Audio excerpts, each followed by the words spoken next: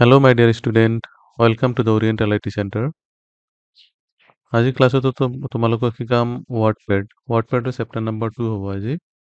তো গতিকে তোমালোকে লাষ্ট ক্লাছত যদি তোমালোকে হেৰি কৰিছিলা যিটো টাস্ক দিছিলোঁ সেই টাস্কটো বহুতৰে ভাল হৈছে।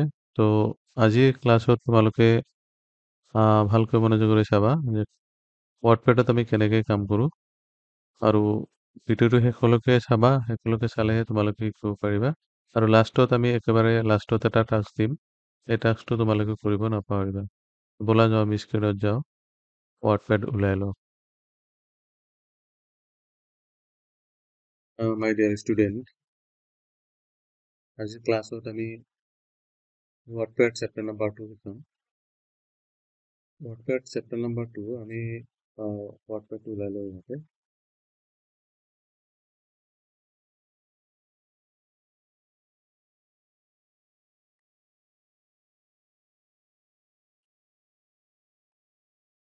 ৱাৰ্ডপেড চেপ্টাৰ নম্বৰ 2 সাপোজ আমি ইয়াতে এটা লাইন লিখিলোঁ।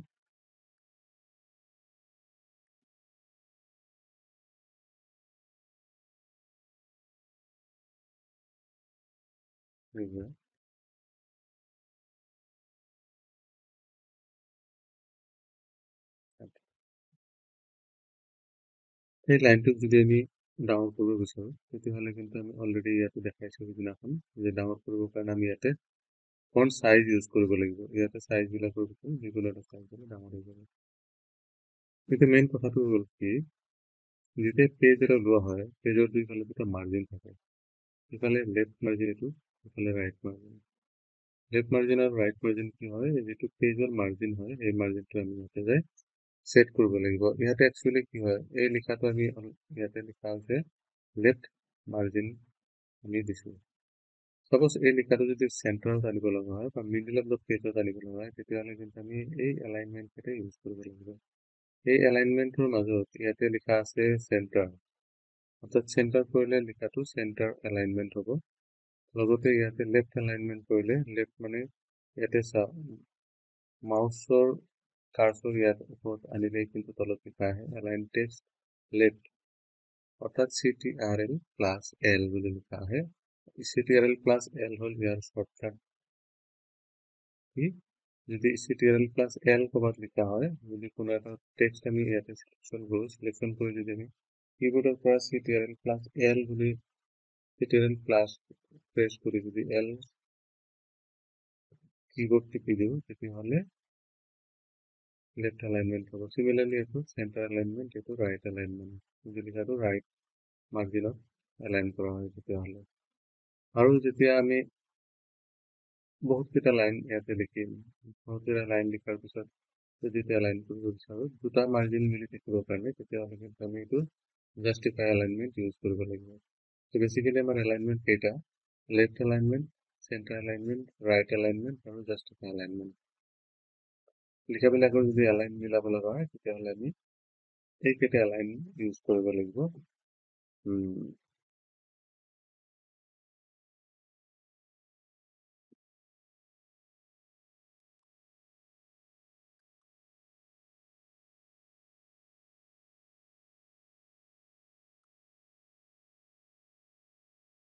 ইয়াতে চোৱা, ইয়াতে কিন্তু আমি ৰাইট এলাইনমেণ্ট ইয়াতে মিলাই দিছোঁ, ৰাইট এলাইনমেণ্ট হৈ আছে। এইটো যদি আমি লেফ্ট এলাইনমেণ্ট আকৌ কৰিব যাওঁ তেতিয়াহ'লে এনেকৈ গোটেই চিলেক্ট কৰিব লাগিব, চিলেক্ট কৰি জাষ্ট লেফ্ট এলাইনমেণ্টত ক্লিক কৰিলে এইটো লেফ্ট এলাইনমেণ্ট হৈ যাব। আৰু যদি জাষ্টিফাই লাগে, জাষ্টিফাই কৰিলে ইয়াতে এটা বস্তু চোৱা, ইয়াতে কিন্তু ৰাইট এলাইনমেণ্ট বুলি লিখা নাই, ইয়াতে কিন্তু গেপ হৈ আছে, দুটা লাইনৰ মাজতে গেপ হৈ আছে এলাইনমেণ্ট মিলিবৰ কাৰণে। যদি আমি জাষ্ট জাষ্টিফাইড ক্লিক কৰোঁ তেতিয়াহ'লে কিন্তু গেপটো মিলি যায় আৰু লিখাটো দুটা এলাইন ধুনীয়াকৈ এডজাষ্ট হৈ যায়। এইটো হ'ল এলাইনমেণ্ট। তো ষ্টুডেণ্ট, তোমালোকে এতিয়া গম পালা ন এতিয়া এলাইনমেণ্ট কেইটা, left alignment, centre alignment, right alignment আৰু জাষ্টিফাই এলাইনমেণ্ট। এইবিলাকৰ যিটো শৰ্টকাটকেইটা মই ডিছক্ৰিপশ্যনত দি দিম আৰু তোমালোকে এবাৰ ট্ৰাই কৰি চাবা। ইয়াৰ পিছত আহিল আমাৰ এই দুটা, ইয়াতে দুটা বস্তু আছে, সেইদিনাখন লাষ্ট ক্লাছত মই এইবিলাকৰ ডিছক্ৰিপশ্যন কৰা হৈছে। এতিয়া হ'ল আমাৰ ছাবস্ক্ৰিপ্ট, এইটো কোৱা হয় ছাবস্ক্ৰিপ্ট। ছাবস্ক্ৰিপ্ট কেতিয়া ইউজ হ'ব, ছাবস্ক্ৰিপ্ট মানে যদি আমি এনেকৈ লিখিব খোজোঁ H2O, তেতিয়াহ'লে এইটো কিন্তু পানীৰ সংকেত, এইটো হ'ল ৱাটাৰ বুলি আমি জানো। ইয়াতে কিন্তু টুটো একচুৱেলি ইয়াতে H2O হৈছে, ঠিকে আছে, কিন্তু H2টো একচুৱেলি তলত আনিব লাগিব এজ পাৰ চায়েন্স হিচাপত। চায়েন্সৰ যিটো হেৰি আছে, পানীৰ সংকেত আছে, তেতিয়াহ'লে এইটো আমি তলত কেনেকৈ আনিম? তলত আনিবৰ কাৰণে কিন্তু ইয়াতে যাব লাগিব, ফৰ্ম গ্ৰুপত ছাবস্ক্ৰিপশ্যন বুলি লিখা আছে, ইয়াতে যাব লাগিব। হৈ গ'ল। ইয়াৰ পিছত যদি আমি নেক্সট যিটো আছে ছুপাৰস্ক্ৰিপ্ট, এইটো হ'ল ছাবস্ক্ৰিপ্ট। মাউচৰ পাছৰ এটা হবাৰ কৰিলে কিন্তু গম পোৱা যায় তাৰ ডিছক্ৰিপশ্যন আৰু লগত কি ফাংচনত কাম কৰে। এইটো নেক্সট হ'ল ছুপাৰস্ক্ৰিপ্ট। ছুপাৰ মানে হ'ল ওপৰত থকা, অৰ্থাৎ নৰ্মেল টেক্সটতকৈ অলপ ওপৰত যেতিয়া লিখাটো হ'ব তেতিয়া ছুপাৰস্ক্ৰিপ্ট হ'ব। যেনেকুৱা ফৰ এক্সাম্পল আমি দিলোঁ A2 প্লাছ B2, একচুৱেলি এইটো A2 নহয়, B2 নহয়, ইয়াতে A স্কোৱাৰ হ'ব প্লাছ B স্কোৱাৰ। স্কোৱাৰ আমি কেনেকৈ দিম? এইটো নৰ্মেলি চিলেক্ট কৰিব লাগিব। চিলেকশ্যন কৰাৰ পিছত ইয়াতে ক্লিক কৰাৰ পিছত এইটো কিন্তু ওপৰত উঠি গ'ল। সিমিলাৰলি আমি B2 যে আছে, B2টো আমি ইয়াতে ক্লিক কৰিম, এইটো হ'ল স্কোৱাৰ। তো ইয়াতে যদি লিখাটো তলত আনিব লাগে তেতিয়াহ'লে ছাবস্ক্ৰিপ্ট ইউজ কৰিম, আৰু তাৰে এটা পাৰ্ট লিখাত যদি ওপৰত দিব লগা হয় তেতিয়াহ'লে ছুপাৰস্ক্ৰিপ্ট ইউজ কৰিম। নেক্সট হ'ল হাইলাইটাৰ। এইটো হ'ল কি টেক্সট হাইলাইট কালাৰ, অৰ্থাৎ ইয়াতে লিখা আছে the address of the institute Guwahati Assam, নাইবা ইয়াতে লিখা আছে অৰিয়েণ্টেল IT চেণ্টাৰ, অৰ্থাৎ অৰিয়েণ্টেল IT চেণ্টাৰ এটা ইম্পৰ্টেণ্ট পাৰ্ট। এনেকুৱা এটা ইম্পৰ্টেণ্ট পাৰ্টক যদি আমি হাইলাইট কৰিব বিচাৰোঁ বা পিছলৈকে যদি ওলাব কাৰণে আমাৰ সুবিধাৰ কাৰণে আমি হাইলাইট কৰি দিব বিচাৰোঁ, তেতিয়াহ'লে কিন্তু এইটো হাইলাইটত যাব লাগিব। হাইলাইটত যায় তাতে যিকোনো এটা হাইলাইট কালাৰ আমি ইয়াতে চুজ কৰিব পাৰোঁ। য়েলো কালাৰ হৈ গ'ল, যদি আমাৰ বেলেগ কালাৰ লাগে, ব্লু কালাৰ লাগে, ব্লু কালাৰ হৈ গ'ল।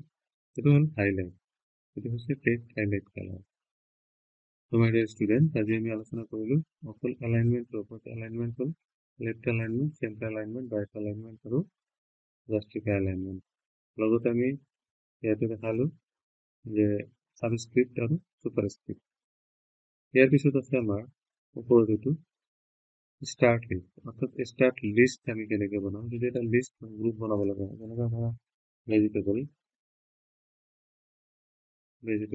ভেজিটেবলৰ লিষ্ট যদি এটা বনাব খোজোঁ, অট'মেটিকলি যদি লিষ্টটো আমাক লাগে তেতিয়াহ'লে কিন্তু ইয়াতে যাব লাগিব। যদি বুলেট টাইপ লিষ্ট থাকে তেতিয়াহ'লে ক্লিক কৰিব লাগিব, ক'ব যদি 1 2 3 বা নাইবা ABC নাইবা কেপিটেল ABC নাইবা ৰোমান সংখ্যা লাগে তেতিয়াহ'লে কিন্তু আমি জাষ্ট ইয়াতে ক্লিক কৰিব লাগিব। জাষ্ট ক্লিক কৰোঁ, ক্লিক কৰাৰ পিছত লিখিব অটেটো ভিজুৱেল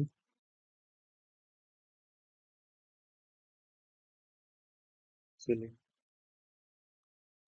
তো ইয়াতে কি হ'ল ৰোমান সংখ্যা ইয়াতে দেখা পালোঁ আমি 1 2 3। যদি ৰোমান সংখ্যা নালাগে, যদি আমি ভাবোঁ যে নহয় ৰোমান নালাগে আমাৰ 1 2 3 লাগিব, তেতিয়াহ'লে নৰ্মেলি ইয়াতে ক্লিক কৰিব লাগিব আৰু 1 2 3 হ'ব। যদি কোনো নাম্বাৰে নালাগে, অকল বুলেট টেষ্ট বুলেট লাগে, তেতিয়াহ'লে বুলেট ক্লিক কৰিলে কিন্তু বুলেট হৈ যাব। তাৰপিছত ইয়াতে আছে এইটো হৈছে লাইন স্পেচিং। দুটা লাইনৰ মাজত যদি আমি গেপটো কমাব বিচাৰোঁ নাইবা বঢ়াব বিচাৰোঁ, চাপ'জ ইয়াতে 3টা লাইন আছে, 3টা লাইনত আমি চিলেকশ্যন কৰিলোঁ। চিলেকশ্যন কৰাৰ পিছত ইয়াতে যাব লাগিব লাইন স্পেচিঙত।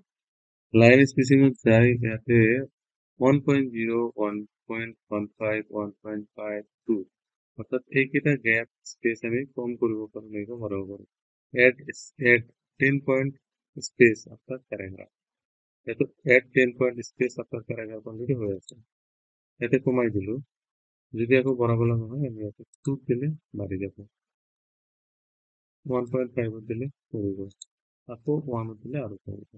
তেনেকৈ কি কৰা যায়, আমি লাইনৰ মাজত দুটা বা 5টা 10টা যি লাইন আছে লাইনৰ মাজত যদি স্পেচটো কমাব খোজোঁ তেতিয়াহ'লে আমি লাইন স্পেচিঙত যাব লাগিব। অ'কে, ক্লিয়াৰ হ'ল? তো আজি ভিডিঅ'খনত তোমালোকৰ কাৰণে মই এটা টাস্ক দিম, যিটো টাস্ক তোমালোকে নিজে পাৰফৰ্ম কৰিব লাগিব। যদি কৰাত কোনো ধৰণৰ অসুবিধা হয় তেতিয়াহ'লে আমি হয়তো পিছলৈকে শিকাই দিম। কি টাস্ক থাকিব? এইটো টাস্ক থাকিব তোমালোকৰ কাৰণে। এই টাস্কটো আমি কি দিলোঁ, এটা বায়'ডাটা লিখিব দিলোঁ। ইয়াতে বায়'ডাটা যেনেকৈ আছে চিমিলাৰলি আমি বায়'ডাটাটো লিখিব কাৰণে তোমালোকক মই ডিছক্ৰিপশ্যনত দি দিম, তোমালোকে এইটো ডাউনলোড কৰি এইটো চাই চেম বায়'ডাটা বনাই আমাক হোৱাটছআপ কৰি পঠিয়াবা, আৰু যদি কিবা ধৰণৰ প্ৰব্লেম হয় তেতিয়াহ'লে আমাক কণ্টেক্ট কৰি জনাবা। So thank you very much. Thank you for watching. Have a nice day.